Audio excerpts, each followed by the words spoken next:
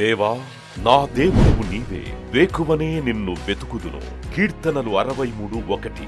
United peoples fellowship UPF నిర్వహించు 40 రోజులు ప్రభాత ఉపవాస ప్రార్థనలు 2025 నవంబర్ 1 శనివారం నుండి డిసెంబర్ 10 బుధవారం వరకు ఉదయం 4 గంటల నుండి 7 గంటల వరకు centenary Baptist church, clock tower దగ్గర, సికింద్రాబాద్.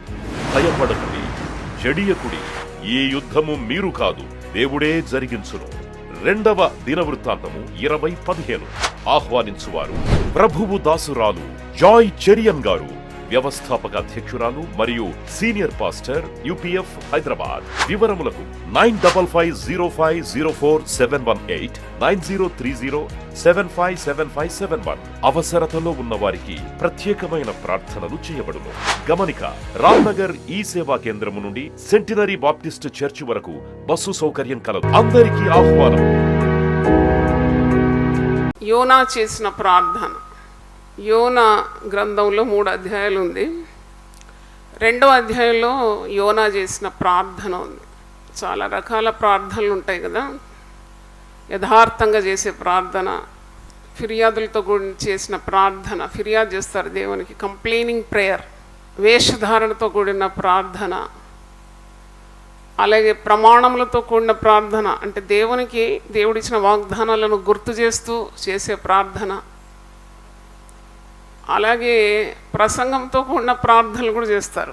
పశ్చాత్తాపంతో కూడిన ప్రార్థనలు ఉంటుంది, అంటే చేసిన తప్పును ఒప్పుకొని దేవుని సన్నిధిలో ప్రార్థన చేయడం. విశ్వాసంతో కూడిన ప్రార్థన ఉంటుంది. దేవుని సన్నిధికి వచ్చినప్పుడు దేవుడు సమస్తము చేయగలడని, ఆయన ఏదైనా చేయగలడని గొప్ప విశ్వాసంతో కూడిన ప్రార్థనలు ఉంటుంది. నామకార్థమైన ప్రార్థనలు ఉంటుంది. నామకే వాస్తే అంటారు కదా, ఏదో ప్రార్థన, అందరు చేస్తున్నారు నేను చేస్తున్నాను ప్రార్థన. ప్రార్థన అంటేనే నీకు దేవునితో కూడిన చక్కని బంధం, దేవునితో ఉన్న సందర్శన ప్రార్థన. ప్రార్థన అంటే an influence you have with God. ఇంకా రకరకాల ప్రార్థన, వ్యక్తిగత ప్రార్థన, ఏకాంత ప్రార్థన, సంఘ ప్రార్థన, సమూహ ప్రార్థన, ఉదయకాల ప్రార్థన, గొలుసు ప్రార్థన, రాత్రి సంపూర్ణ రాత్రి ప్రార్థన, ఉపవాస ప్రార్థన, ఇలాగూ చాలా రకాల ప్రార్థన ఉంటుంది. వాడుక చొప్పున ప్రార్థన. యేసుప్రభు అయితే వాడుక చొప్పున ప్రార్థన, అంటే prayer has become his habitual prayer. ఇది చాలా బలమైన విశ్వాసులకు సూచన. వారికి సమయం ఉంటుంది, స్థలం ఉంటుంది, సహవాసం ఉంటుంది. దేవునితో గడపడానికి they set apart some time for prayer. కొందరు ఎప్పుడూ దేవునితో లీనమయ్యే ఉంటారు. వారు దేవునితో చాలా ప్రగాఢమైన బంధం కలిగిన వారు దేవునితో ఎప్పుడూ మాట్లాడుతూ ఉంటారు, దేవుని స్వరం వింటూ ఉంటారు. కొందరు ఆపద వచ్చినప్పుడే ప్రార్థన చేస్తారు, అంటే అపాయం వచ్చినప్పుడు మందిరానికి వచ్చేస్తారు, కష్టం వచ్చినప్పుడు మరి సేవకుల దగ్గర వచ్చేస్తారు, ఆందోళనను వ్యక్తం చేస్తారు, ఇదిగో మాకు బాధ ఉంది మీరు ప్రార్థన చేయమంటారు. ప్రార్థన రకరకాలుగా ఉంది. నీ ప్రార్థన జీవితం ఎలా ఉందో అలాగూ నీ ఆత్మీయ జీవితం ఉంటుంది. Your spiritual life depends on the strength of your prayer. కనుక ప్రార్థన జీవితము చాలా ప్రాముఖ్యమైనది. నువ్వు మనుషులతో మాట్లాడేది కొంచెమైనా దేవునితో మాట్లాడడం అలవాటుగా చేసుకోవాలి. మనుషులతో మాట్లాడతావు, కానీ వారు ఎంత మట్టుకు నీకు ప్రయోజనకరంగా ఉంటారు, వారు ఎంత మట్టుకు నీకు సహాయం చేయగలరు. కానీ దేవునితో సంభాషించినప్పుడు ఆయన సర్వ సృష్టికి ఆది సంభూతుడంట. సమస్తాన్ని సృజించిన దేవుని సన్నిధిలో నీవు మోకరించి నీ మనవులు తెలియజేసినప్పుడు ఆయన చేయలేదంటూ ఏది లేదు. Nothing is impossible to God. ఆయన చీకటిని వెలుగుగా చేస్తాడు. ఆయన నీళ్లను ఏం చేసినాడు? ద్రాక్షారసంగా మార్చినాడు. పర్వతములను ఆయన చదును భూమిగా చేయగలడు. ఆటంకాల అడ్డులన్నీ కూడా నీ మార్గం నుండి తొలగించగలడు. అంటే దేవుడు ఎవరు? దేవుడు ఇస్ ఎ మైటీ గాడ్, సర్వశక్తి గల దేవుడు. నువ్వు ఎవరి సన్నిధిలో ప్రార్థిస్తున్నావు? ఆయనకు అన్నీ కూడా సాధ్యమయ్యే దేవుని సన్నిధిలో ఉన్నావు. నీకు జబ్బు కలిగినప్పుడు నువ్వు పరిగెత్తిపోతావు ఒక వైద్యం దగ్గర. మందులు వికటించి ఎంతమంది అకాల మరణానికి గురవుతున్నారు కదా. అంటే దేవుడు అనంత జ్ఞాని, సర్వజ్ఞాని, నీకు రూపు ఏర్పరిచినాడు, నీకు జీవాన్ని ఇచ్చినాడు, నీ సృష్టికర్త. అందుకే వాక్యంలో కీర్తనకారుడు అంటాడు, రండి మనల్ని సృజించిన యెహోవా సన్నిధిలో మోకరించుదాము రండి. నీకు ఏ వ్యాధి ఉన్నా బాగవుతుంది నన్ను అడిగితే. Whatever you have infirmity or disease, Jesus can heal you, God can heal you. పరిశుద్ధ గ్రంథంలో చూస్తున్నాను నేను, ప్రతి విధమైన రోగాన్ని, ప్రతి విధమైన వ్యాధిని ఆయన స్వస్థపరిచినాడంట. నీ ఒక వైద్యం దగ్గర పోతే ఆయన అంటాడు, నేను ఆర్థోపెడిషియన్, నాకు ఈ చర్మ వ్యాధితో నాకేమీ లింకు లేదంటాడు. చెవు నొప్పితో నువ్వు ఒక ఐ డాక్టర్ దగ్గర పోతుంటావు, ఇది నా పని కాదు, నేను కంటి వైద్యుని అంటాడు. కానీ సర్వ రోగములను నీ యొద్ద నుండి తొలగించే గొప్ప దేవుడు మన ప్రభు అయి ఉన్నాడు. దేవుని స్తోత్రం, హల్లెలూయా. ఆయన ప్రతి విధమైన రోగాన్ని కానీ ప్రతి పరిస్థితిని కూడా చక్కబెట్టగలరు. కాబట్టి ప్రార్థనా జీవితం మనకు కలిగి ఉండాలి. మనం ఎక్కడి నుండన్నా ప్రార్థన చేయొచ్చు, ప్రార్థన దేవుడు వింటాడు. పరిశుద్ధాలయంలో చేసే ప్రార్థనకు ప్రాముఖ్యత తప్పకుండా ఉంది. పరిశుద్ధాలయం అంటే ఒక పవిత్రమైన స్థలం, అక్కడ ఏ గందరగోళాలు ఉండవు, మరి అక్కడ ఏ పాపం ఉండదు. కాబట్టి పవిత్రమైన స్థలంలో నుండి చేసే ప్రార్థనకు తప్పకుండా విలువ అంటూ ఉంది. అందుకే కీర్తనలు 18:6 పరిశుద్ధాలయం నుండి నేను చేసిన మొర ఆయన చెవిని జొచ్చాను అంటే నేరుగా ఆయన చెవుల్లోకి వెళ్ళిందని కీర్తనకారుడు తన అనుభవాన్ని వ్యక్తం చేస్తున్నాడు. అలాగే మరి ఇప్పుడు నీకు కొందరు వంట గదిలో ప్రార్థన చేస్తారు, కొందరు స్నానం గదిలో ప్రార్థన చేస్తారు, స్వాతంత్రం లేని వారు ఇరుక్కటంలో ఉండి ప్రార్థన చేస్తారు, ప్రయాణం చేస్తూ ప్రార్థన చేస్తారు. యోనా భక్తుడు ఎక్కడ ప్రార్థన చేసినాడు? చేప కడుపులో ప్రార్థన చేశాడు. మత్స్యపు గర్భంలో యోనా ప్రార్థన చేసినాడు.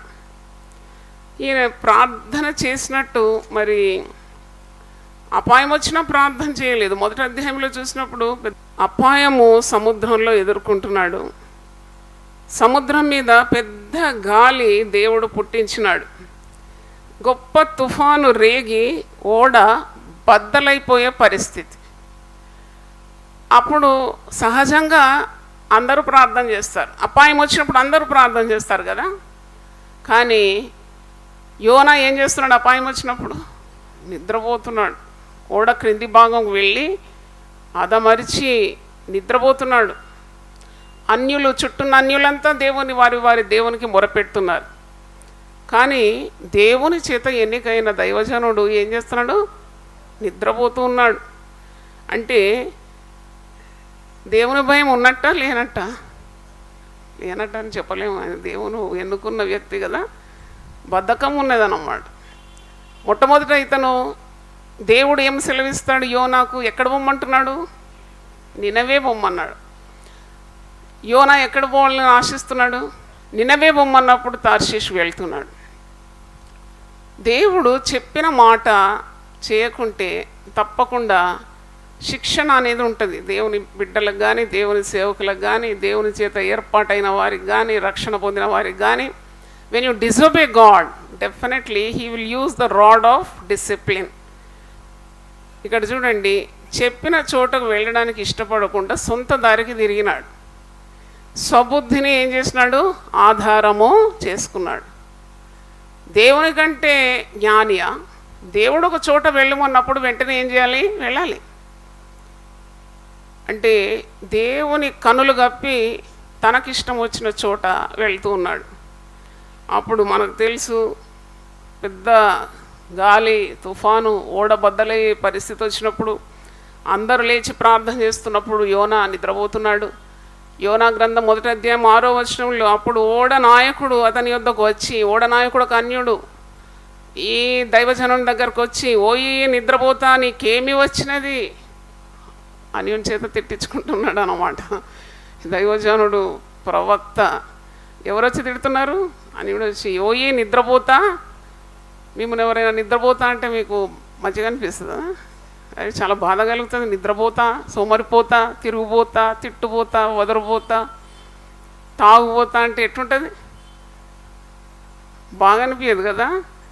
ఇక్కడ ఏమని వాడుతున్నారు? ఓయి నిద్రపోతా అంటే నువ్వు పోతులాగా నిద్రపోతున్నావు అన్నమాట. నీకు అస్సలు శ్రద్ధ లేదు. ఓడేమో బద్దలైపోతుంది, పెద్ద గాలి తుఫాన్ వచ్చింది, మేమంతా వణికిపోతున్నాము, నీవేమో హాయిగా నిద్రపోతున్నావు.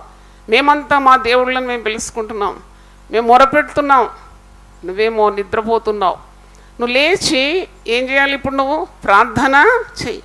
ఓయి నిద్రపోతా, నీకు ఏమి వచ్చినది? నీకేం దాపురించింది? శ్రద్ధ లేని బ్రతుకు, బద్ధకస్తునివి నువ్వు. చచ్చిపోతుంటే కూడా నీకు ప్రార్థన జీవితం లేదు, ప్రార్థన చేయాలనే తెలియలేదు.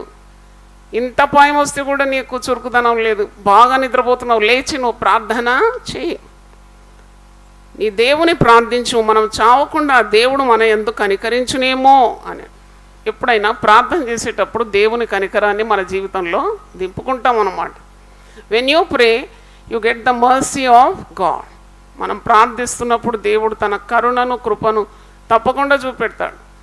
తనకు ప్రార్థన చేయు వారి ఎడల దేవుడు తన కృపను చూపెట్టడానికి ఐశ్వర్యవంతుడైన వాడు. హల్లెలూయా. ప్రార్థన ఏం అవసరం లేదులే అని ఎవరంటారు? బుద్ధి లేని వాళ్ళు అంటారు. బుద్ధి లేదన్నమాట. దేవునితో, దేవదేవునితో, సర్వ సృష్టికర్తతో నీవు బంధం కలిగి ఉండడానికి ఇష్టపడలేదంటే నీ అంత తెలివి తక్కువ వాడు ఇంకోడు లేడు. తప్పకుండా God is able to deliver you from that problem. ఆ చిక్కు నుండి, ఆ అపాయం నుండి దేవుడు నిన్ను విడిపించడానికి శక్తి సామర్థ్యం గల దేవుడు. కాబట్టి నువ్వు తప్పకుండా మొరపెట్టి విడుదల పొందాలి. నీతిమంతులు కలుగు ఆపదలు అనేకములు, వాటన్నిటి నుండి దేవుడు వారిని ఏం చేస్తాడంట? విడిపిస్తాడంట.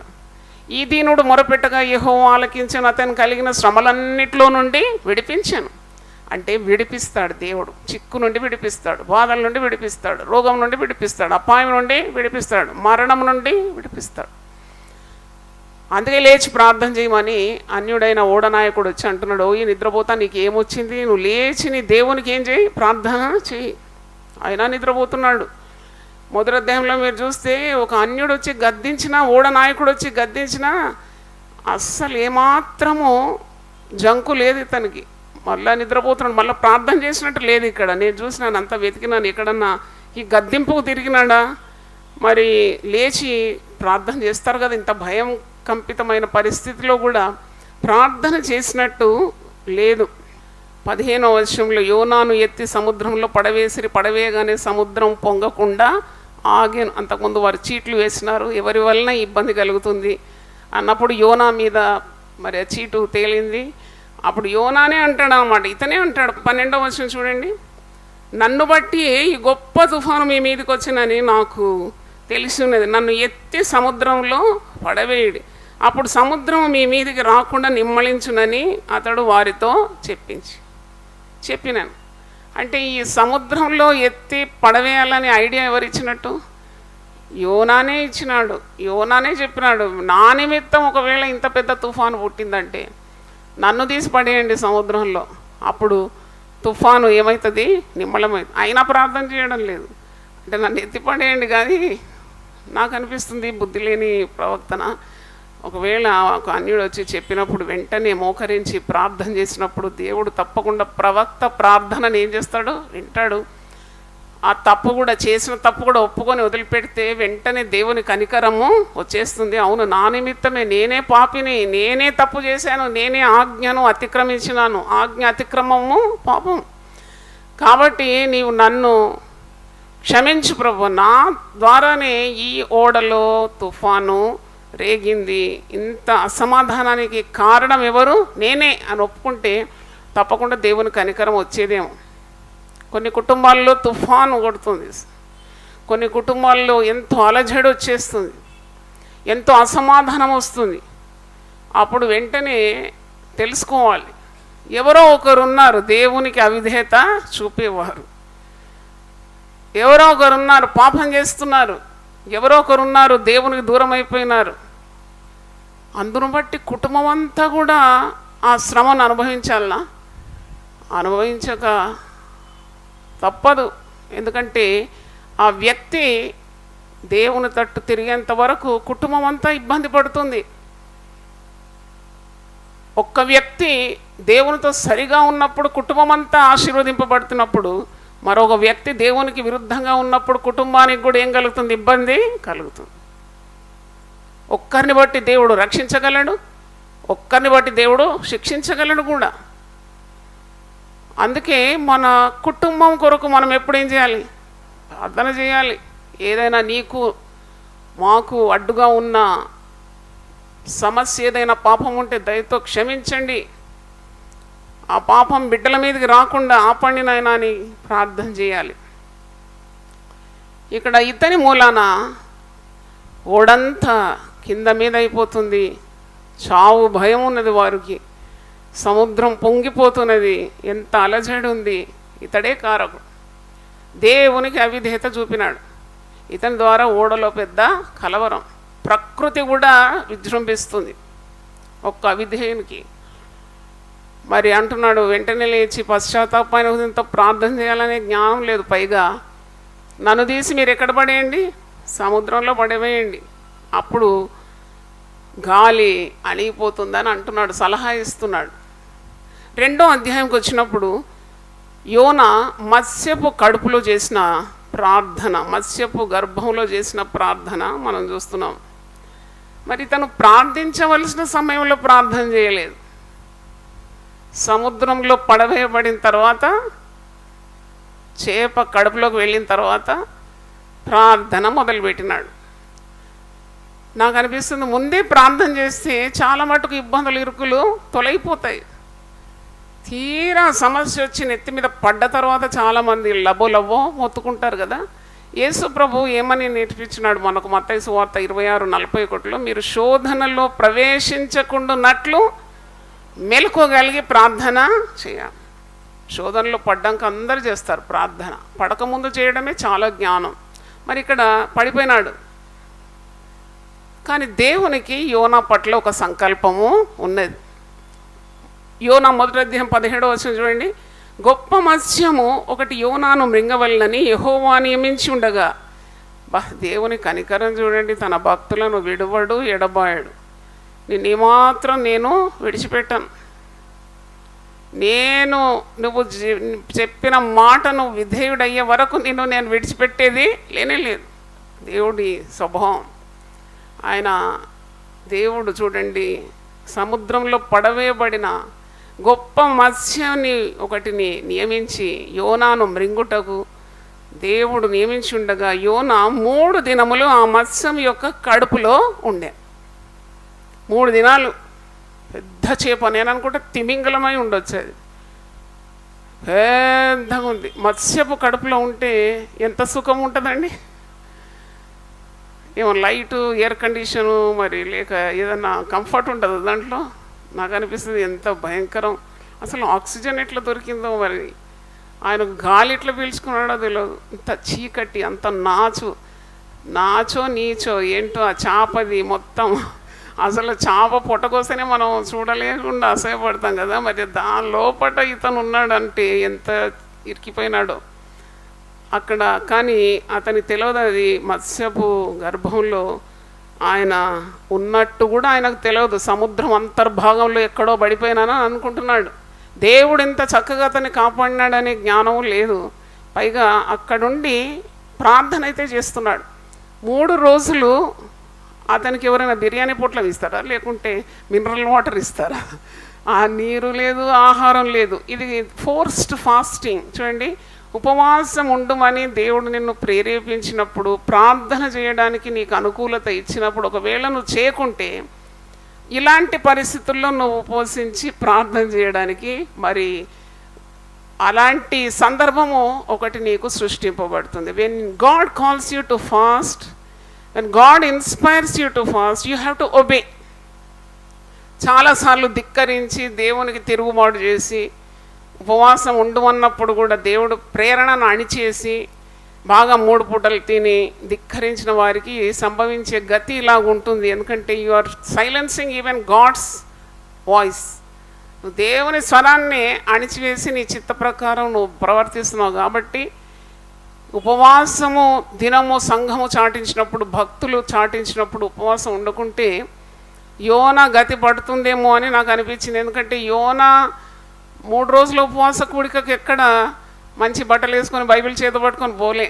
ఇక్కడ ఉపవాసం ఉండవలసిన పరిస్థితి ఏర్పడింది.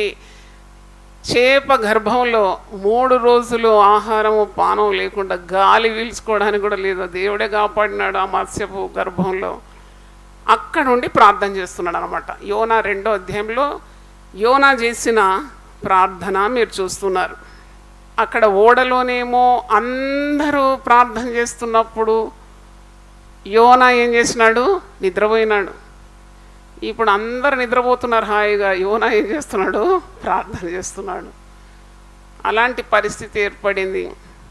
2వ అధ్యాయంలో ఆ మత్స్యపు కడుపులో నుండి యోనా యెహోవాకు ఇలాగూ ప్రార్థన చేశాను. నేను ఉపద్రవంలో ఉండి యెహోవాకు మనవి చేయగా ఆయన నాకు ప్రత్యుత్తరం ఇచ్చెను. పాతాళ గర్భంలో నుండి నేను కేకలు వేయగా నీవు నా ప్రార్థన అంగీకరించి ఉన్నావు. అంటే పాతాళ గర్భంలో ఉన్నట్టు అనుకుంటున్నాడు. చేప గర్భంలో భద్రంగా ఉన్నట్టు ఏం తెలియదు అతనికి. నేను మరి నీకు మొరపెడితే నా మొర నువ్వు ఆలకించినావు. అంటే నా ప్రాణాన్ని నువ్వేం చేసినావు? కాపాడినావు. మరణము తప్పించట ఎవరి వశం? యెహోవా వశం. మరణం నుండి నన్ను విడిపించినావు అని కృతజ్ఞతాస్తుతి ప్రార్థన చేస్తున్నాడు. ఇది యాక్చువల్లీ థ్యాంక్స్ గివింగ్ ప్రేయర్. అవును, ఆయన దేవుని స్తుతిస్తున్నాడు. దేవుడు తన ప్రార్థన అంగీకరించి మరణం నుండి విడిపించినాడు అని దేవునికి స్తుతి చెల్లిస్తున్నాడు. నీవు నన్ను అగాధమైన సముద్రములో పడవేసి ఉన్నావు, ప్రవాహములు నన్ను చుట్టుకొని ఉన్నవి. అగాధ సముద్రంలో నువ్వు పడవేసి ఉన్నావంటే అంటే ఇస్ అ కంప్లైనింగ్ ప్రేయర్ అన్నమాట. దేవుని మీద ఆయన ఫిర్యాదు చేస్తున్నాడు. మొదటి ఫిర్యాదు ఇది ప్రార్థనలో, కంప్లైనింగ్ ప్రేయర్. నువ్వు నన్ను ఎక్కడ పడవేసినావు? అగాధ సముద్రములో నన్ను పడవేసినావు, ప్రవాహములు నన్ను చుట్టుకొని. పడవేసినాడా? ఈయననే పడేయమన్నాడా? 12వ వచనంలో ఉంది కదా, నన్ను బట్టి ఈ గొప్ప తుఫాను మీ మీదకి వచ్చినని నాకు తెలిసిన, నన్ను ఎత్తి సముద్రంలో మీరేం చేయండి? పడవి. అది నన్ను పడేయమన్నాడు. ఇప్పుడు ఎవరు పడేసినారంటున్నాడు? దేవుడు. ఇట్లుంటాయి మన ప్రార్థనలు చాలా మటుకు. పడేయమని అన్నది ఇతనే, వాళ్ళు పడవేసినారు కూడా. పడవేసిన దేవుడు తన కనికరంతో ఏం చేసినాడు? మత్స్యపు గర్భంలో భద్రంగా కాపాడినాడు. మత్స్యం వచ్చి మింగింది. చూడు, దేవుడు ఆజ్ఞ ఇచ్చే దేవుడు. నాకు అనిపిస్తుంది అన్నిటి మీద ఎంత అధికారం దేవునికి. ఓ మత్స్యానికి ఆజ్ఞ ఇయ్యగానే కరెక్ట్ సమయంలో కరెక్ట్గా నోరు తెరిచి ఆ ఎత్తి పడేసే టైంలో మింగిందంటే సృష్టి యావత్తు దేవుని ఆజ్ఞకు ఏమవుతుంది? లోబడుతుంది. దేవుని స్తోత్రం. చప్పట్లు కొట్టి దేవుని స్తుతిద్దాం. Hallelujah, hallelujah. God who commands. ఆ సమయంలో, ఆ స్థలంలో, స్థానంలో, ఆ పరిస్థితిలో యోనా భద్రత గురించి దేవుడు ఎంత అద్భుతమైన ఏర్పాటు చేసినాడు. దేవుని స్తోత్రం. హల్లెలూయా. పైగా ఫిర్యాదు చేస్తున్నాడు. మొదటి ఫిర్యాదు ఏంటంటే, నీవు నన్ను ఎక్కడెత్తేసినావు? సముద్ర గర్భములో నీవు నన్ను పడవేసినావు, ప్రవాహములు నన్ను చుట్టుకొని ఉన్నవి, నీ తరంగములను, నీ కరులను నన్ను కప్పి ఉన్నవి. నీ సన్నిధిలో నుండి నేను వెలివేయబడినను నీ పరిశుద్ధాలయం తట్టు మరల చూచెదను అనుకుంటుని. అంటే దేవుని మీద ఫిర్యాదు చేస్తున్నాడు. అంటే నువ్వు నన్ను బ్రతికించినావయ్యా, నువ్వు నన్ను తప్పించినావయ్యా అనే కృతజ్ఞత ఉంది. పైగా నాకు ఈ స్థితి కలగడానికి, అంటే ఈ సముద్రపు అంతర్భాగంలో ఇలాగూ పడవేయబడి తరంగములన్నీ నా చుట్టూ ఉన్నాయంటే దానికి కూడా నువ్వు కారకుడు. నువ్వే నన్ను ఏం చేసినావు? పడవేసినావు. కొన్నిసార్లు పరిస్థితులు తికమకైనప్పుడు, మనకు బాధ కలిగినప్పుడు ఎందుకు ఇలా చేసినాడు దేవుడు అని ప్రశ్న అడగకుండా ఉండడమే మంచిది. అందుకే రోమా 8:28లో మాట ఉంది, దేవుని చేత పిలువబడిన వారికి, దేవుని సంకల్పం చేత పిలువబడిన ప్రతి ఒక్కరికి, దేవుని ప్రేమించే వారికి ప్రతిది కూడా మేలు కొరికే సమకూడి జరుగుతుంది. అంటే when you are in centre of God's will, everything works for good. When you disobey, again God loves you, he disciplines you and sets you straight. అది గమనించకుండా ఊరికే ఫిర్యాదులు చేస్తూ ఉంటారు ప్రార్థనలో. దేవునికే తెలివి నేర్పించేటట్టు కొందరు ప్రార్థన చేస్తూ ఉంటారు. నీకు ఎందుకు వచ్చిందా పరిస్థితి అని కొద్దిగా నువ్వు ఆలోచిస్తే, నువ్వు చేసిన మరి పాపను బట్టి, తప్పకుండా నువ్వు ఏదో ఆజ్ఞను ఉల్లంఘించినని బట్టి ఈ స్థితి నీకు వచ్చింది. అది మర్చిపోతారు, అది ఎవరికి చెప్పరు. అవును, నేను ఎక్కడ తప్పిపోయినాను, ఎక్కడ దేవుని ఆజ్ఞను నేను ఉల్లంఘించినాను, ఎక్కడ అతిక్రమించినాను, ఎక్కడ దేవుని మాటకు అవిధేయత చూపినాను? ఇప్పుడు ఈ పరిస్థితి యోనాకి ఎందుకు ఏర్పడిందండి? దేవుడు ఎక్కడ పోమన్నాడు? ఈయన ఎక్కడ పోతాడంట? పోడంట, నిన్నమేకి పోడంట. మరి అక్కడ ఏమి అసౌకర్యం ఉందో, అతనికి ఏం బాధ ఉందో, నేను అక్కడ పోను. నువ్వు చెప్పిన పని చేస్తా కానీ నువ్వు చెప్పిన స్థలానికి నేను పోను. నువ్వు ప్రకటించమన్నావు కదా, నిన్నవే మరి నశింపజేస్తానన్నావు, అక్కడ పోయి ప్రకటించమన్నావు, అందరు మారు మనసు పొందాలని సువార్త చెప్పమన్నావు. నేను అక్కడ పోను, నేను సువార్తనే చేస్తా కానీ ఇంకో చోటికి వెళ్తా, నా అనుకూలత ప్రకారం నేను వెళ్తానని దేవుని మాటకు అవిధేయత చూపినాడు. దేవుడు వెళ్ళమన్న చోటుకు వెళ్ళిపోవాలి. దేవుని బిడ్డలు చెప్పిన మాట వినాలి, చేయమన్న పని చేయాలి. అదే ఆశీర్వాదానికి రహస్యం. ఇన్ని ఇబ్బందుల పాలవుతున్నాడు, తర్వాత పైగా దేవునికి ఫిర్యాదు చేస్తున్నాడు తన ప్రార్థనలో.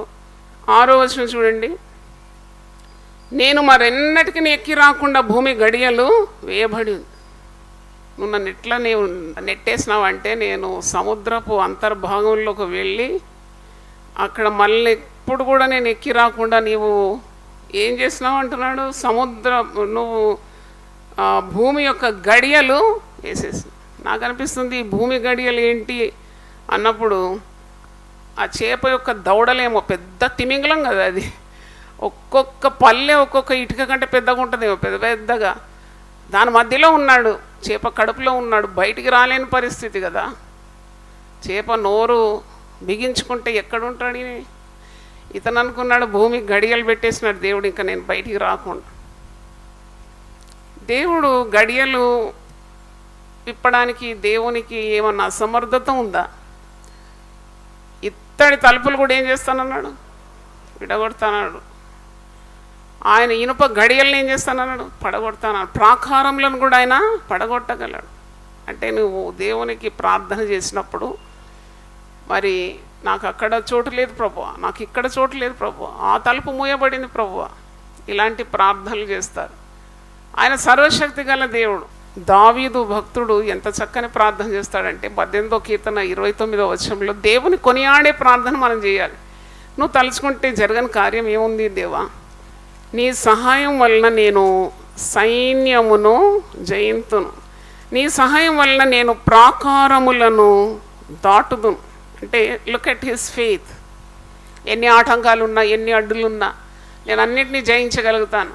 కీర్తనలు 18:29, నీ సహాయం వలన నేను సైన్యమును జయింతును, నా దేవుని సహాయం వలన ప్రాకారమును దాటుతును. అంటే ఆ ప్రార్థనకు ఈ ప్రార్థనకు ఎంత వ్యత్యాసం ఉంది. నువ్వు గడియలు పెట్టేసినావు, నాకు ఇంకా పోరాదు, నాకు ఇంకా ఎక్కి రారాదు, నేను భూమిని చూడలేను, ఇంకా నేను అంతర్భాగంలో సముద్రంలో నన్ను పడేసినావు, నువ్వు సముద్రపు నాచు నాకు తగులుతుంది, అన్ని ఫిర్యాదులే. మొదటి ఫిర్యాదేమో అగాధ సముద్రంలో నువ్వు నన్ను పడవేసినావు, ఆయన దేవుడు పడేయాలి, ఆయన కోరుకున్నాడు. కోరుకొని తెచ్చుకుంటారు చాలామంది శ్రమలు, కోరుకొని తెచ్చుకుంటారు. మళ్ళా పైగా ప్రార్థన చేయమంటారు. మాకు ఇబ్బంది ఉంది, మీరు ప్రార్థన పని పెడతారు, సేవకులకు పని పెడతారు. తెచ్చుకున్నది ఎవరు? శ్రమ వారే. దేవుని ఆజ్ఞలు మీరి చేయొద్దన్న పనులు చేసి ఇబ్బందులకు గురై, శ్రమకు రోగానికి గురై మళ్ళీ తిరిగి సేవకుల దగ్గర వచ్చి మీరు ప్రార్థన చేయండి, మీరు మా కొరకు బలంగా ప్రార్థన చేయాలంట. ఎట్లా ప్రార్థన చేయాలంట? బలంగా చేయాలి. ఒక అతను వచ్చి అంటున్నామ్మా ఇంగ్లీష్లో ప్రార్థన చేయండి అమ్మా. అయ్యో తెలుగులో చేస్తే ఏమైంది అంటే, ఇంగ్లీష్లో ప్రార్థన చేస్తే మాకు చాలా బలంగా అనిపించిందమ్మా. అయ్యో ఎంత తెలివి తక్కువ. కాబట్టి ఈరోజు దేవుని వాక్యం వింటున్న దేవుని బిడ్డలారా, కోరుకొని తెచ్చుకున్న శ్రమలకు కూడా మనం దేవుని మీద ఫిర్యాదు చేస్తూ, దేవుని మీద అలుగుతూ ప్రార్థనలు చేస్తాం. రెండవది చూసినప్పుడు ఆయన తన కలిగిన ఈ చిక్కులన్నిటి కారణం ప్రకృతి మీద వేస్తున్నారు. తరంగములు వేస్తుంది నా మీద, కరుళ్ళు నన్ను కప్పి ఉన్నవి, నీ సన్నిధిలో నుండి నేను వెలివేయబడినను, నీ పరిశుద్ధాలయం తట్టు మరల చూసేదని అనుకోండి. ఎవరు అసలు వెలివేసింది? అసలు దేవుని సన్నిధి నుండి పొమ్మన్న వాడేవాడు? ఇతడే దేవుని సన్నిధిని విడిచిపెట్టి తన సొంత చిత్తానికి తిరిగినాడు. ఎక్కడికి వెళ్ళినా ఒకటి మాత్రం మీరు గుర్తుపెట్టుకోండి, కావాలంటే రాసి పెట్టుకోండి. దేవునికి అవిధేయత చూపి నువ్వు తప్పించుకోలేవు. You cannot outrun God, you cannot outsmart God. దేవుని కంటే నీవు ఎక్కువ జ్ఞానివని అనుకోలేవు. నీవెప్పుడైనా దేవుని మించిన తెలివని నువ్వు అనుకోకూడదు. పట్టుకుంటాడు నేను దేవుడు. నేను ఇప్పుడే అడిగిన, వ్యవసాయం చేసేవాళ్ళు ఎద్దును కొంటారు కదా, ఆ ఎద్దు మొండిదనుకోండి, మొండి ఎద్దుకు ముక్కుతాడేస్తారు. ఎందుకు వేస్తారు ముక్కుతాడు? నేను అడిగినాను వ్యవసాయం ఉన్న వాళ్ళను, 2-3 స్టాఫ్ను పిలిచి, మీరు ఎందుకు వేస్తారు ఇదంటే, అమ్మ ఇది మొండిది, చెప్పిన మాట వినదు, కాబట్టి ఆ ముక్కుతాడేసి లాగుతున్నప్పుడు ముక్కు భలే బాగా నొప్పి కలుగుతుందండి, అప్పుడు యజమానుడు చెప్పినట్టు వింటుందండి. అంటే అవిధేయత ఉన్నప్పుడే శిక్ష కలుగుతుంది. అది చెప్పినట్టు వింటే నీకు ఎందుకు కలుగుతుంది? Just you obey God. దేవుడు చెప్పిన ప్రతి మాటకు విధేయత చూపినప్పుడు తప్పకుండా నీకు దేవుని ఆశీర్వాదాలు రావాల్సిందే కదా. మరి ఇక్కడ దేవుని సన్నిధి నుండి పారిపోవాలని ప్రయత్నిస్తున్నాడు. He wants to run away from the presence of God. He cannot be smarter than God. 139వ కీర్తనలో భక్తుడు దావీదు ఏమంటున్నాడు చూడండి, 139:7-8. నీ ఆత్మ యుద్ధ నుండి నేనెక్కడికి పోవుదును, నీ సన్నిధి నుండి నేనెక్కడికి పారిపోవుదును. నేను ఆకాశమునకెక్కిన నీవు అక్కడ ఉన్నావు, నేను పాతాళమందు పండుకున్న నీవు అక్కడ ఉన్నావు. నేను ఎక్కడ పోతాను అసలు నిన్ను వదిలిపెట్టి? ఎక్కడ పోయి నేను దాక్కోవాలి? ఎక్కడ పోయినా నీ సన్నిధి నా వెంటనే ఉంటుంది. అంటే దేవుని సన్నిధి వదిలిపెట్టి ఎక్కడ పారిపోతావు? You cannot hide anywhere. Covering God's eyes. ఆయన దృష్టికి సమస్తము స్పష్టముగా ఉన్నది. ఎక్కడ పోయినా పట్టుకుంటాడు దేవుడు. అంటే కొందరు పాపం చేసి దేవునికి తెలియదులే అనుకుంటారు, మనుషులకు తెలియదులే అనుకుంటారు. దేవుని దృష్టి ప్రతి వారి మీద ఉంటుంది. అది మంచివారిని చూస్తుంది, చెడ్డవారిని కూడా చూస్తుంది. దేవుని యొక్క సన్నిధి వదిలిపెట్టి మనం ఎక్కడికి పారిపోలేం. చూడండి, తను అనుకున్నాడు, నేను దేవుడేం చూస్తాడు, దేవుడు బొమ్మన్నా నేను పోతున్నా కదా, దేవుడు నిన్నవే బొమ్మన్నాడు, కొద్దిగా రూట్ మార్చినాను అంతే, నేను ఇప్పుడు దర్శించిపోతున్నాను, అంత దేవుడు పట్టించుకుంటాడా, పొమ్మన్నాడు పోతున్నాను. కానీ దేవుని చిత్త ప్రకారం కాకుండా ఇతని సొంత చిత్తానికి వెళ్ళినందుకే కదా ఈ శ్రమ. పైగా దేవునికే ఫిర్యాదు చేస్తున్నాడు. అంటే తన కలిగిన చిక్కులన్నిటి కారణము సముద్రం మీద, తరంగం మీద, కరుళ్ళ మీద, వీటన్నిటి మీద వేస్తూ ఉన్నాడు అన్నమాట. అంటే ఈ ప్రార్థన, యోనా చేసిన ప్రార్థన మనకు ఏమని నేర్పిస్తుంది అంటే, ఫిర్యాదులతో కూడిన ప్రార్థన ఎప్పుడు కూడా దేవుని సన్నిధిలో చేయకూడదు. Don't complain in prayer. కొందరికి అంటే నేను కూడా నేర్చుకున్నాను, ఇది వాక్యం ధ్యానిస్తుంటే ఇది 2 అంచులు గల ఖడ్గం కదా, చెప్పేవారిని సరిచేస్తుంది, వినేవారిని కూడా సరిచేస్తుంది. కొన్నిసార్లు దుఃఖం కలిగినప్పుడు ప్రార్థనలు, నేను చేసిన ప్రార్థనలేని దేవుడు నాకు గుర్తు చేసినాడు ఈరోజు. ఏదో నేను చాలా మంచిదాన్నని, నన్ను బాధించిన వారు చాలా చెడ్డవారని, వాళ్ళ భక్తికి మించిన భక్తి నాకుందని, వారి భక్తి సరిపోదని, ఇలాంటివన్నీ నాకు దేవుడు పరిశుద్ధాత్ముడు జ్ఞాపకం చేసినాడు. నిజమే, హృదయంలో దుఃఖంతో ప్రార్థన చేయడం, ఒకరి మీద వ్యసన పడుతూ ప్రార్థన చేయడం, ఇవి దేవునికి ఏమాత్రం ఇష్టం లేదని ఈరోజు నేను వాక్య పద్ధతిలో చూసి సరి చేసుకున్నాను. వ్యసనం అంటే ప్రేయింగ్ విత్ గ్రీఫ్. వారు అలా చేసినారు, అందుకే నేను ఇలాగ ప్రవర్తించినాను, అది కూడా దేవునికి ఇష్టం లేదు. దేవునికి ఇష్టమైన ప్రార్థన ఏది అంటే, నీవు చేసిన తప్పులు ఒప్పుకొని పశ్చాత్తాపమైన హృదయంతో తగ్గించుకొని పాపములు ఒప్పుకొని చేసే ప్రార్థనకు 100 మార్కులు అన్నమాట. దేవుని స్తోత్రం, హల్లెలూయా. తన అతిక్రమములను దాచిపెట్టువాడు వర్ధిల్లడంట, అది ఒప్పుకొని విడిచిపెట్టువాడు దేవుని కనికరాన్ని పొందుకుంటాడు. హల్లెలూయా. ఇతని మీద సనుగుతూ గునుగుతూ ఫిర్యాదులు చేస్తూ, దేవుడు అట్ట చేసినాడు, మనుషులు ఇట్ట చేసినారు, చుట్టాలు ఇట్ట చేసినారు, వాళ్ళు బాగుంటే నేను బాగుండేదాన్ని, నన్ను ఇబ్బంది పెట్టేందుకే నేను అలా ప్రవర్తించినాను, లేకుంటే నేను చాలా మంచిదాన్ని, మంచివాడను అనుకుంటూ నీ దృష్టికి నీవు ఘనంగా ఎంచుకోవడం తప్పు. నువ్వు చేసిన తప్పేదో దేవుని సన్నిధిలో యథార్థంగా ఒప్పుకొని పశ్చాత్తాపమైన హృదయంతో కన్నీళ్లతో దేవుని వేడుకుంటే దేవుడు తప్పకుండా నీ యొక్క పాపములను ఏం చేస్తానన్నాడు? క్షమిస్తాను. దేవుని స్తోత్రం, హల్లెలూయా. దేవుని సన్నిధి వదిలిపెట్టి నువ్వు ఎక్కడకు పారిపోలేవు. పట్టుకుంటాడు దేవుడు అక్కడ. కొందరు మందిరానికి రారు.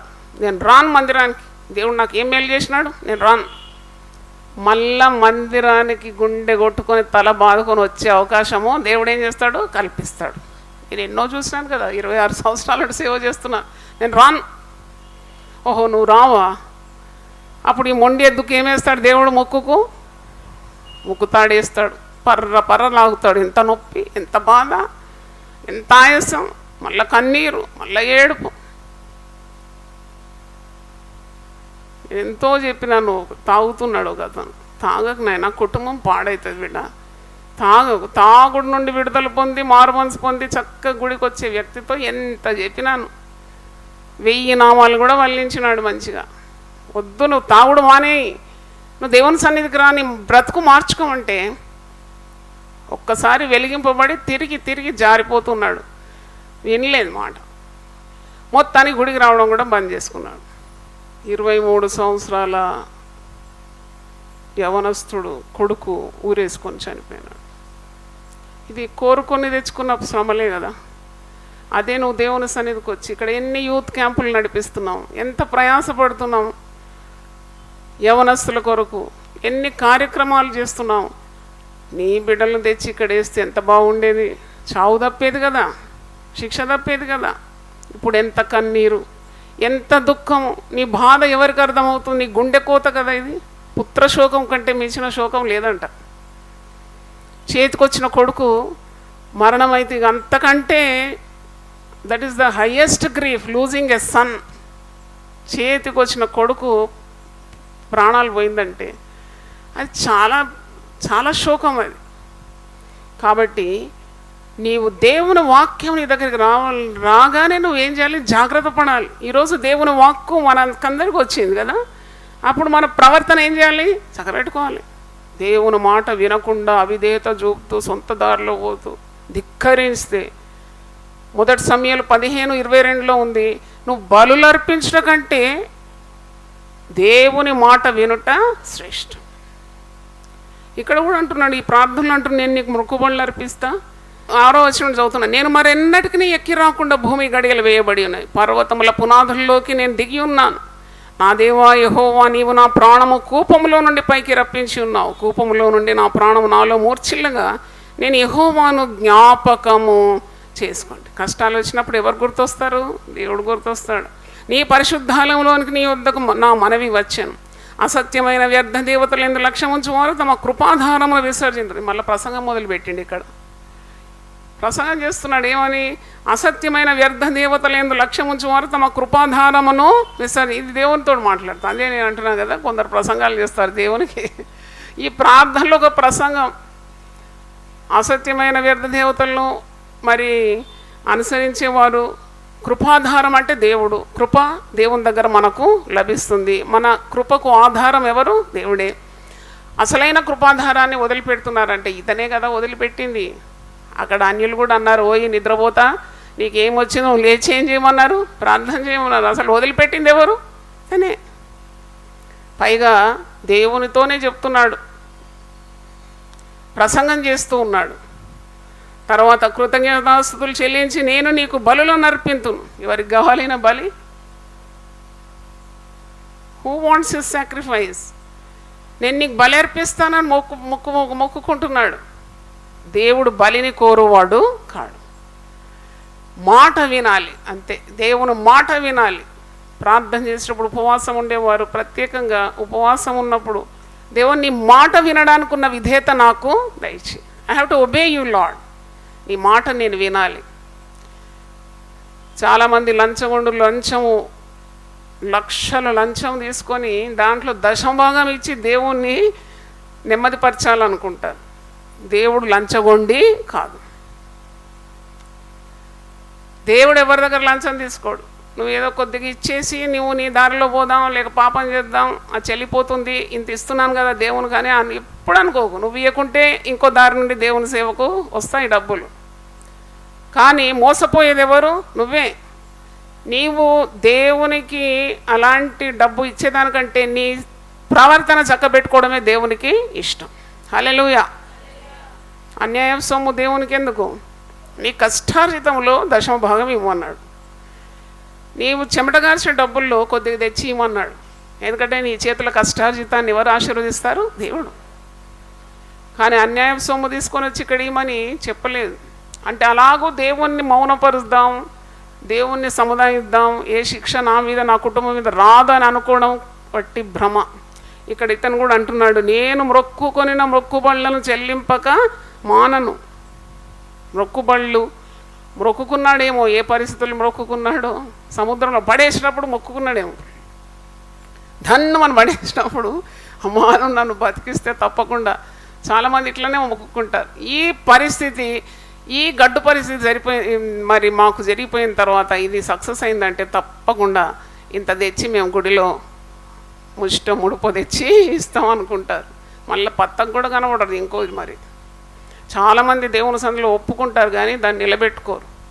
ప్రసంగి 5:4లో నువ్వు దేవుని సన్నిధిలో ఏదైనా ఒప్పుకుంటే తప్పకుండా మొక్కుబడి నీవు చెల్లించాలి, అజాగ్రత్తగా ఉండకూడదని. కానీ దేవుడు లక్ష్య పెట్టేది నువ్వు మాట వినడం అని మర్చిపోకూడదు. నేను మొక్కుకున్న మొక్కుబళ్ళను చెల్లింపక మానను, యెహోవా యుద్ధనే రక్షణ దొరుకునని ప్రార్థించాను.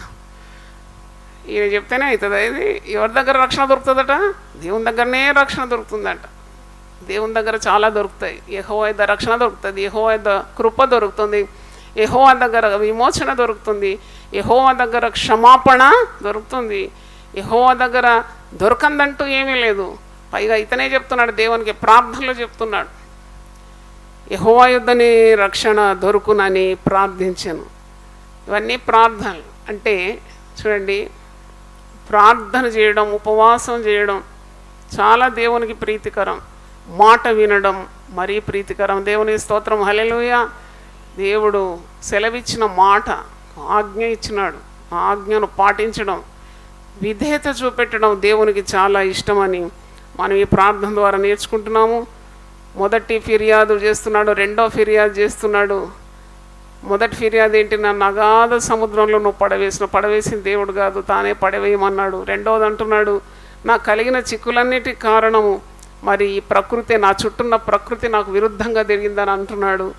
తర్వాత మూడవది అంటున్నాడు, నాకు చుట్టుకున్న జలములు ఇవన్నీ చేప గర్భంలో మరి నేను ఇలాగ ఇబ్బంది పడుతున్నాను అని, నా తల చుట్టూ నాచున్నది, నేను పైకి ఎక్కి రాకుండా గడియలు వేయబడి ఉంది. ఆయనకు తెలియదు ఆయన చేప కడుపులో భద్రంగానే ఉన్నాడు అనే సంగతి.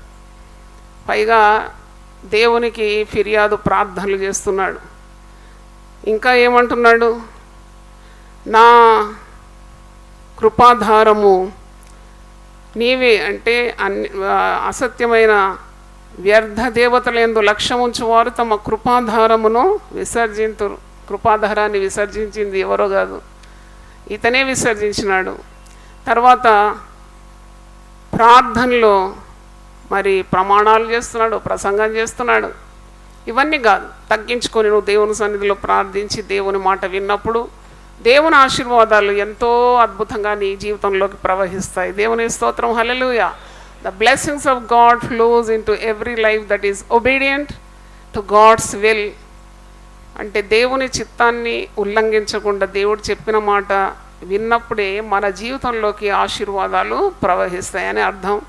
దేవుడు చెప్పినప్పుడు చేయాలి. చూడండి, ఈజ్ అ ఫోర్స్డ్ ఫాస్టింగ్. ఉపవాస ప్రార్థనలో యోనా చేసిన ప్రార్థన 3 రోజులు చేప గర్భంలో, ఆహారం లేదు, నీరు లేదు, గాలి పీల్చుకోవడానికి కూడా లేదు. మరి ఏ విధంగా దేవుడు భద్రంగా కాపాడినాడు. ఎన్ని ఇబ్బందులకు గురవుతున్నాడు కదా. కేవలం అతడు చేసిన అవిధేయత కారణంగా ఇన్ని సమస్యలకు గురైనాడు. కాబట్టి విధేయత గల మనసు, సమ్మతి గల మనసుతో దేవుడు చెప్పిన మాట వింటూ నీ ఉపసించి ప్రార్థన చేసినప్పుడు నీ ప్రార్థనలకు అన్నిటికీ జవాబును తప్పకుండా పొందుకుంటావు. నీ జీవితంలో ఏదైనా దేవునికి అయిష్టమైన కార్యం ఉంటే వెంటనే ఉపవాస ప్రార్థనలు చేసినప్పుడు వాటిని ఏం చేయాలి? నువ్వు తొలగించుకోవాలి. అవి అడ్డుగా ఉన్నాయన్నమాట నీకు దేవునికి. పైగా దేవుని మీద ఫిర్యాదు చేయడం, మనుషుల మీద ఫిర్యాదు చేయడం, ప్రార్థనలో ప్రసంగాలు చేయడం, ప్రార్థనలో ప్రమాణాలు చేయడం, ఇవన్నీ మానేసి తగ్గింపుతో సుంకరి చేసిన ప్రార్థనను దేవుడు ఏం చేసినాడు? అంగీకరించి ఆ పరిసయ్యునికి కూడా రాలేదంట ఆశీర్వాదాలు. సుంకరిని దీవించి ఇంటికి పంపించినాడు. దేవుని స్తోత్రం, హల్లెలూయా. ప్రార్థన చేసుకుందాం. ప్రభువా నీ పరిశుద్ధ నామమునకు స్తోత్రం చెల్లిస్తున్నాం. దీనుల ప్రార్థన వినే దేవుడు నాయనా, దీనుల మొరను ఆలకించే దేవుడు, అహంకారులను ఎదిరించి దీనులకు నీ కృపని ఇస్తానన్నావు. మేము మా ప్రార్థనలో ఫిర్యాదులు కాదు చేయాల్సింది, మా ప్రార్థనలో ప్రసంగాలు కాదు చేయాల్సింది, ప్రమాణాలు కాదు చేయాల్సింది. కానీ ప్రభువా మేము ఎప్పుడైతే నీ మాటకు విధేయత చూపి మమ్మల్ని మేము తగ్గించుకొని మేము చేసిన ప్రతి తప్పును ఒప్పుకొని దాన్ని విడిచిపెట్టినప్పుడే దేవుని కనికరం మా జీవితంలో వస్తుంది. నువ్వు మాకు ఆజ్ఞ ఇచ్చి మరి మాతో మాట్లాడిన మాటలకు మేము విధేయత చూపాలి. విధేయత లేని ప్రార్థనలకు జవాబు రాదు. ఎన్ని ఇబ్బందులకు ఒక దైవజనుడు ప్రవక్త గురవుతున్నాడు. నన్ను సముద్రంలో పడవేయండి అంటున్నాడు, అప్పుడే ఈ అలలన్నీ అణిగిపోతుంది అంటున్నాడు. కానీ ఆ అవిధేయుడైన ప్రవక్త గురించి కూడా నీకు ప్రణాళిక ఉంది కనుక నీకు వందనాలు చెల్లిస్తున్నాం. ఎన్నోసార్లు మేము కూడా ఆజ్ఞను మీరుతున్నాం, చెప్పిన మాటకు ఆ విధేయత చూపెట్టడం లేదు. మనసారా నీ సన్నిధిలో మేము ఒప్పుకుంటున్నాము తండ్రి, మేము పరిపూర్ణము కాము, అయినా నీ పరిపూర్ణతలో నుండి కృప వెంబడి కృపను మాకు అనుగ్రహిస్తున్నందుకు వందనాలు చెల్లిస్తున్నాను. అయినా మాకు పరిశుద్ధాత్ముడు మాకు బట్టబయలు చేసిన ప్రతి పాపాన్ని మేము ఒప్పుకొని వదిలిపెట్టడానికి ఉన్న సిద్ధ మనసు, పశ్చాత్తమైన హృదయం మాకు దయచేయండి. భక్తి వేషంతో మేము నటించకుండా సహాయం దయచేయండి. మమ్మల్ని మేము తగ్గించుకొని ప్రభువా నీకు భయపడి మా మార్గాలు, చెడు మార్గాలుంటే వదిలిపెట్టి తిన్నని మార్గంలో నడిచే జ్ఞానం మాకు దయచేయండి. నీవు సెలవిచ్చిన మాట మా జీవితంలో నెరవేర్చడానికి ఉన్న సిద్ధ మనసు ఎప్పుడూ మాకు దయచేయండి ప్రభువా. మాట వినకుంటే మాకు ఎన్ని దెబ్బలు, యజమాని చిత్తమెరిగి సిద్ధపడక దాని ప్రకారం చేయని వానికి అనేకమైన దెబ్బలు తగులుతుందని లూకా 12:47 మాకు జ్ఞాపకం చేస్తున్నావు. నీ చిత్తము నెరవేర్చుకుంటే మేము చిక్కుల్లో పడిపోతాం, ఇరకటంలో పడిపోతాం, చీకటిలో పడిపోతాం, అసౌకర్యంలో పడిపోతాం, శ్రమల్లో చిక్కుకుంటాం. నీ మాట వినడం ఎంత శ్రేష్టం. మేము నీకు అది ఇస్తాం ఇది ఇస్తామని కల్లిబొల్లి మాటలు ప్రార్థనలు రాకుండా నాయన మా హృదయం నీకు ఇస్తాం, మా జీవితం నీకు సమర్పిస్తాం, నీకు విధేయత మేము చూపుతాం నాయన. మా పాపాలు మేము ఒప్పుకుంటాం, నువ్వు చెప్పిన మాట మేము అధిగమించమని ఒక తగ్గింపు హృదయంతో మేము ప్రార్థించడానికి మాకు ప్రార్థన నేర్పండి. ఉపవాసం ఉన్నామని అహంకరించకుండా, ఉపవాసం అంటేనే మన శరీరాలను తగ్గించుకోవడం అని విధేయత గల మనసుతో నేను వేడుకున్నప్పుడు నీవు తప్పకుండా నీ కనికరం మా మీద, మా కుటుంబాల మీద ఇస్తావు తండ్రి. నీకు వందనాలు చెల్లిస్తున్నాను. అహంకారాన్ని అణిచివేయమని ప్రార్థిస్తున్నాను. దీన మనసుతో ప్రార్థన చేయడానికి కృప దయచేయండి. ఈ వాక్యం విన్న ప్రతి ఒక్కరిని మీరు ఆశీర్వదించమని యేసు నామములో అడుగుతున్నాను తండ్రి, ఆమేన్. దేవా నా దేవుడు నీవే, వేకువనే నిన్ను వెతుకుదును. కీర్తనలు 63:1. యునైటెడ్ పీపుల్స్ ఫెలోషిప్ యూపీఎఫ్ నిర్వహించు 40 రోజులు ప్రభాత ఉపవాస ప్రార్థనలు 2025 నవంబర్ 1 శనివారం నుండి డిసెంబర్ 10 బుధవారం వరకు ఉదయం 4 గంటల నుండి 7 గంటల వరకు centenary Baptist church, clock tower దగ్గర, సికింద్రాబాద్. భయపడకుడి, జడియకుడి, ఈ యుద్ధము మీరు కాదు, దేవుడే జరిగించును. 2వ దినవృత్తాంతము 20:15. ఆహ్వానించువారు ప్రభువు దాసురాలు జాయ్ చెరియన్ గారు, వ్యవస్థాపక అధ్యక్షురాలు మరియు సీనియర్ పాస్టర్ యూపీఎఫ్ హైదరాబాద్. వివరములకు 95050471 9030757571. అవసరతలో ఉన్న వారికి ప్రత్యేకమైన ప్రార్థనలు చేయబడును. గమనిక, రామ్నగర్ ఈ సేవా కేంద్రము నుండి సెంటినరీ బాప్టిస్ట్ చర్చి వరకు బస్సు సౌకర్యం కలదు. అందరికీ ఆహ్వానం.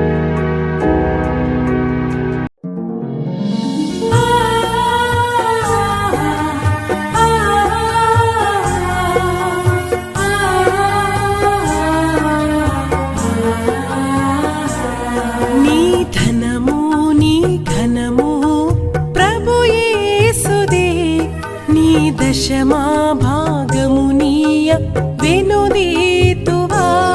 నీ ధనము నీ ఘనము ప్రభు యేసుదే, నీ దశమా భాగమునీయ వెనుదీతువా. ధరలోన ధనధాన్యములనీయగా కరుణించి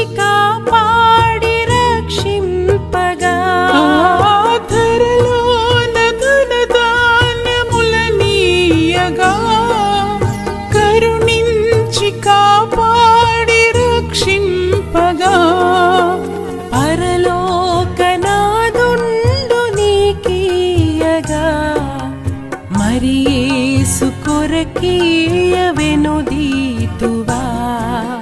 పరలోకనాథుండు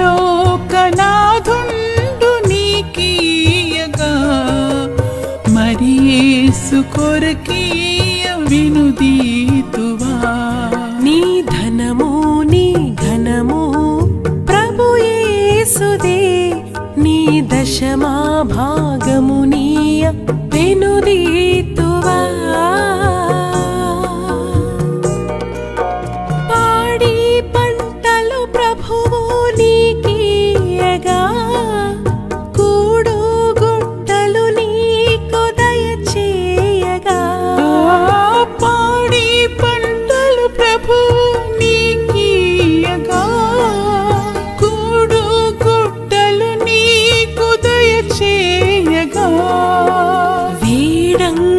ప్రభు యేసు నామంబును గడువేల ప్రభుకీయను క్రైస్తవ.